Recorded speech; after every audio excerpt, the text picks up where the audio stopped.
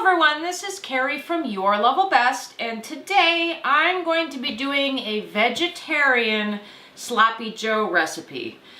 This actually came from Hello Healthy, and the recipe was great at the start. Had a lot of good things going for it. It's vegetarian, it uses spaghetti squash, it's healthy. However, I still think that there were some improvements that needed to be made to the recipe to make it a little bit more nutritionally sound, hit more of your macros. So I think this is a great dish because you can take a healthy dish and still make some changes to make it fit your macros. So any recipe that you find and it's not, quite hitting all the macros you like, make a few changes and it will definitely help you hit your macros. So let me go over what I have. It's actually based on, we know what Sloppy Joes are, and typically they are made with meat. However, this particular version is a lentil-based recipe. But the spaghetti squash adds an element to it. It adds nutrition, it adds flavor, but if you've ever been to Cincinnati, Ohio, or Skyline Restaurant, you've probably had Cincinnati chili. And if you're not familiar with what Cincinnati chili is, it's essentially a chili that you can have one way up to 5 ways, and it's usually a little sweet, and it also involves spaghetti. So a lot of people love Cincinnati chili. So this particular Sloppy Joe recipe is vegetarian, high in protein, and is kind of like a Cincinnati chili. So let me go over the ingredients and we'll get started. So in front of me, I actually have some spaghetti squash that I've cut in half. This will provide the spaghetti, but it also provides a lot of good nutrition. And I love spaghetti squash. I think a lot of people don't realize how wonderful spaghetti squash is, especially if you're doing a low-carb diet or you're gluten-free. Using spaghetti squash can help quite a bit for your pasta fix. And again, it's got a lot more nutrition in it. Then we also have some lentils. This particular dish, I wanted to keep vegetarian, but also fit my 20 grams of protein or higher and keep it vegetarian. Because I think a lot of times when we're looking at vegetarian recipes, a lot of people, especially people who swear by eating meat, say, oh, you can't get enough protein in a vegetarian dish, and I wanted to show you one that, oh yes, you can. But you have to use the right proteins, and lentils provides one of those great protein sources. So we've got one type of protein here, and I'll show you the other one in just a moment. We have some red and green bell pepper here, of course, for vitamin C. We have some onions, and we've got some carrots, and I've got some tofu. Now you can also do this with tempeh, doesn't matter which one. I actually went to go pick up some tempeh from the grocery store and well, they were out. So I'm actually using tofu, which is another high protein, vegetarian protein source. And really it's got a nice texture to it. And I think a lot of people who tell me they don't like tofu typically don't know what to do with it because tofu requires that you flavor it with something. Yes, if you just cut a piece off right from the package and munch on it, I don't mind the taste, but I know a lot of people kind of go, oh, it doesn't taste like anything and it's kind of squishy. You definitely have to do something with it, and this will actually soak up some of the flavors of the Sloppy Joe mix and will also provide a little bit of texture and will also provide some extra protein. So we also have here some red pepper, some cumin, some onion powder, and a whole lot of chili powder, because this one is definitely going to have that robust chili flavor. Then we also have here some ultra low sodium soy sauce.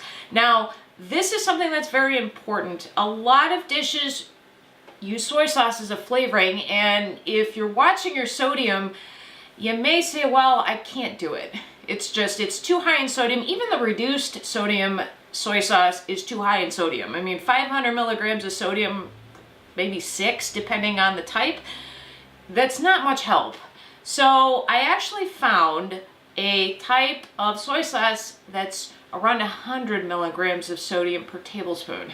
which is very helpful if you're trying to get the soy sauce flavor without all the sodium. And if you look at the blog post, I do have a link to that particular soy sauce.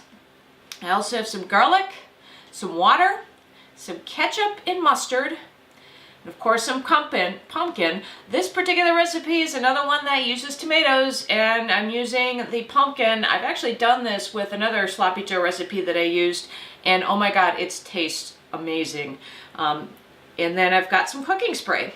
So what I'm going to do right now is we'll start with the first part of the recipe, and that will be handling the spaghetti squash. So with the spaghetti squash, what we're going to do is we're going to actually roast this. The original recipe calls for actually placing this on top of all the ingredients in a slow cooker, which I think works great, and not to say that that wouldn't work for this. However, one of the issues that you have with that is it limits the amount you can make. And the original recipe is 4 servings, and that's how I have it listed on the blog post. But I want to make more than that because 4 servings is not a whole heck of a lot of food around here, and we like to make leftovers. So what I did is I changed the recipe, not only tomato free and a few other things, I'm also changing the technique. And I'm actually going to roast the spaghetti squash, and as you can see here, I couldn't cut it in half properly, but you do want to cut your spaghetti squash in half, and you want to scoop out the seeds. So let me give a close-up here, and I'll show you how I'm going to prepare this for roasting. Okay, so what I'm going to do is very simple, is I'm going to roast this on a sheet pan. Now, this doesn't take a whole heck of a lot of prep, but one of the other reasons I want to roast this in the oven is because I plan on freezing the leftovers to eat later. And one of the issues is if you reheat spaghetti squash, if you actually steam it in the microwave, there's a lot of moisture that's left in the spaghetti squash. And what ends up happening is when you reheat it, you end up with a lot of extra water that comes out, and then you end up pouring it off. Not that it's some horrible thing, but it's not as appetizing. So actually roasting will help dry out the squash a little bit and then make it a lot less watery when you heat it up. So what I'm going to do is I'm going to remove my squash here. I'll put it in front of me, and then I'm going to take some cooking spray and I'm going to spray my baking sheet, and I've got foil on it. Then I'm going to take each piece here, and I'm going to spray the inside with a little bit of cooking spray and then place it cut side down. So I'll do that again with the other side here. So I'll spray it up here. You don't need too much spray, and then I'm going to put it on the baking tray. So what I'm going to do is I'm going to place this in a preheated oven at 425 degrees, and I'm going to bake it for about an hour. I will check it to make sure that it's done. You'll know when it's done when the flesh on the inside actually pulls away from the shell. Because if you press, for example, right now it's very hard, but if you pressed on it while it was fully cooked, the flesh would actually fall away. So I'm going to go ahead and put this in the oven, and I'll show you the next steps. Okay, and now while the squash is baking in the oven, let's go ahead and put together the Sloppy Joe mixture. So what I have here is my large cast iron, enamel cast iron pot heating up here, and I'm going to go ahead and spray this with a little bit of cooking spray just to give a little oil in the pan. And then I'm going to add, smoking up a little bit, I'm going to add the onions and the carrots as well as the bell peppers. And what I'm going to do is I'm going to saute these for a little while until they turn soft. So I'll do this and I'll show you what it looks like when it's done and when we're ready for the next step. Okay, now that you can see that the peppers and the onions and the carrots have softened a little bit, What I'm going to do now is I'm going to bloom the spices. So I'm going to put in all of the dry spices to get them to start toasting a little bit in the oil. So we'll give that 30 seconds or so. It shouldn't take more than 30 seconds because you'll know when the spices have bloomed when you start to smell them. And that's what's happening right now. You can see it's soaking up a little bit of the moisture in the pan. And yes, you can smell it, that red pepper. Oh. So now that it's bloomed, like I said, it only took a few seconds. I'm going to go ahead and add the rest of the ingredients. So I'm going to add my lentils, the tofu, the pumpkin, and I'm gonna stir this up really quick just to make sure that this is all well mixed before I add the water. So I'll just give this a stir really quick just to make sure we have a good amount of stuff incorporated. There we go. Oh, this will be awesome when it's finished. Then I'm going to go ahead and add the water.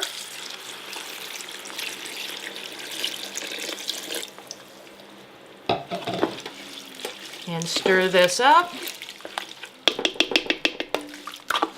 And you can see that the sauce is already looking pretty good. But we'll need to cook this, of course. So now I'm going to add in the final two bits. We have the soy sauce. And finally, the ketchup and the mustard. It's not Sloppy Joe's without those two things. So what I'm going to do now is I'm going to bring this up to a simmer. And I'm going to cover it. I'll turn it down and simmer it for 20 minutes. And then I will take covered for 20 minutes on heat. And then I'm going to go ahead and turn it off the heat for 10 minutes and let it just steam, because that'll help hydrate the lentils without overcooking them.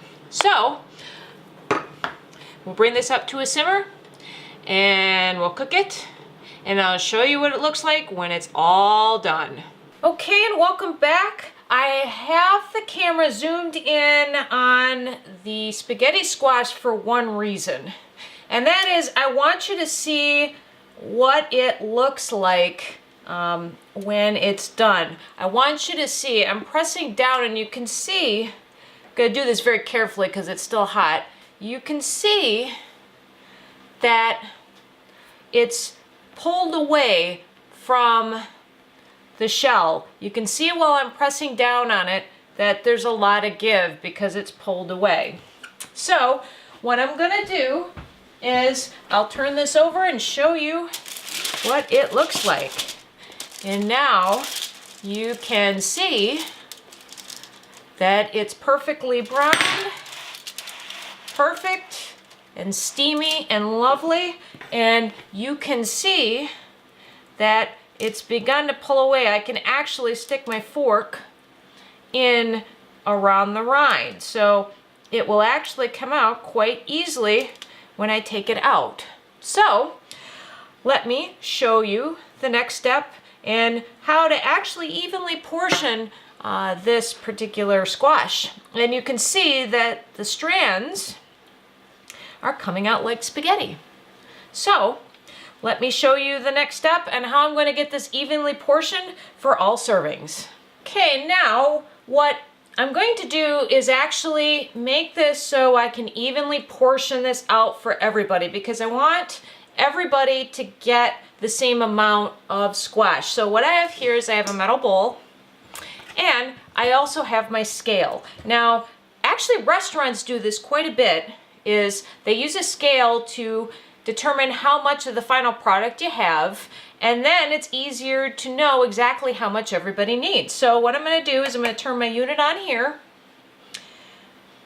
and make sure it's on the right setting, and then I'm going to cancel it out with the 0 so that the bowl is not factored into the final product. So this is pretty hot, so I'm going to take this in my glove here, and I'm going to add all of this. Let me go ahead and just loosen this up a bit before I shove it in the bowl here, because it'll be much easier to take out.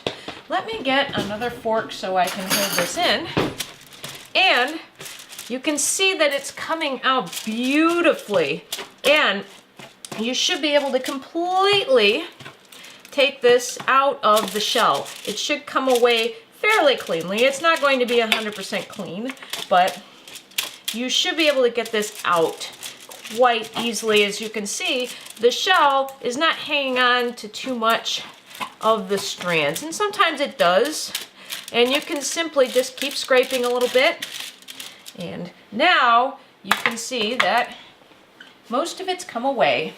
And I'm going to pick up the shell here and then put this in my bowl. And make sure that you've got good silicone gloves here to do this, because you don't want to use a cloth glove. You may use a towel, but this is actually a lot easier. So I'm going to do the same thing with the other one here, which is the much larger side. And again, you can see that it's pulling away nice and easy. It's not having a hard time. It's fully cooked. And oh, this looks really good. And actually, it is a lot drier than the other type if you steam it. Not to say steaming it's bad, it's not. But this gives you a much drier product. And let me do this again, and I'll pick it up, and I'll go ahead and get this in the bowl. So, and you may find that the shell does break up a little bit, and that's okay. It's not going to hurt anything. Just pick it up. Make sure you don't leave any big shards of stuff in there. And this one's splitting up just a little bit on me here, and there you go. You now have quite a bit of the strands, and you also have them weighed. So now all I'm going to do is I'm going to write out that number, and because I'm doing 8 servings instead of 4, you want to make sure you know how many servings you're doing. And then I'm going to show you what this looks like all plated up. See you in a minute. Okay, everybody, welcome back. We have the Sloppy Joe mixture, and we have the spaghetti squash. Let's take a look at what we have in the pot. Ooh, that looks really, really good. It's actually lovely and thick, and the lentils are just cooked, and you can see the bits of tofu, you can see the lentils, you can see onions. Oh, you can see everything, and oh, this looks so good. So let me go ahead and put some of this over our spaghetti squash. So I'm going to take a good healthy scoop and put this right over the squash. And wow, this looks really good. I can't wait to eat this because, you know, this looks amazing. So I hope you'll give this a try, and I hope serve this to your meat-loving friends. Anybody who says they think vegetarian isn't filling, it doesn't taste good, they need to try this because, wow, this looks really good. So I hope you give this a try. Check out the blog post for all the measurements and the method, and subscribe to our channel for more healthy recipes, and I'll see you next time.